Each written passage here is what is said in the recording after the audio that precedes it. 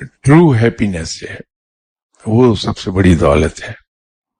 تو جب ہم اپنے رب کو خلوص دل سے اخلاص کے ساتھ پکارتے ہیں تو ہمیں ذہنی سکون ملتا ہے.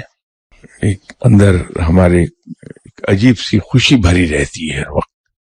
آدمی کا بھروسہ اتنا بڑھ جاتا ہے رب پر کہ حالات خواہ کچھ ہی کیوں نہ ہو وہ شخص آپ کو ہنستا کھیلتا ہی ملے گا.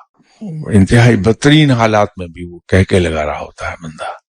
یہ اصل میں اپنے رب پر بھروسے کا انعام ہے اس کو کہ وہ کسی طور کی ماننے کو تیار ہی نہیں کہ میرا رب مجھے بے سہارا چھوڑ دے گا.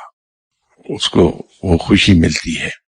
کل شاید کسی نے مجھ سے پوچھا تھا تو میں نے یہ عرض کی تھی اس کی خدمت میں کہ خوشی صرف دینے سے ملتی ہے، اور وہ دینا جو ہے وہ صرف مالی چیزوں کا نہیں، مالی لحاظ سے نہیں ہے، بلکہ جب ہم کسی سے مسکرا کے بات کر رہے ہیں تو ہم دوسرے کو ایک احساس دے رہے ہیں جو پلیزنٹ احساس ہے.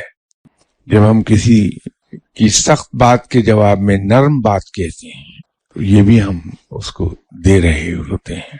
جب اپنی ضرورت روک کر ہم کسی کے کام آ رہے ہوتے ہیں، اور اس انداز میں کہ ہم اس آدمی کو یہ احساس نہیں ہونے دیتے کہ تمہاری خاطر میں نے اپنی ایک ضرورت قربان کر دی، تو بھی ہم اس کو دے رہے ہوتے ہیں.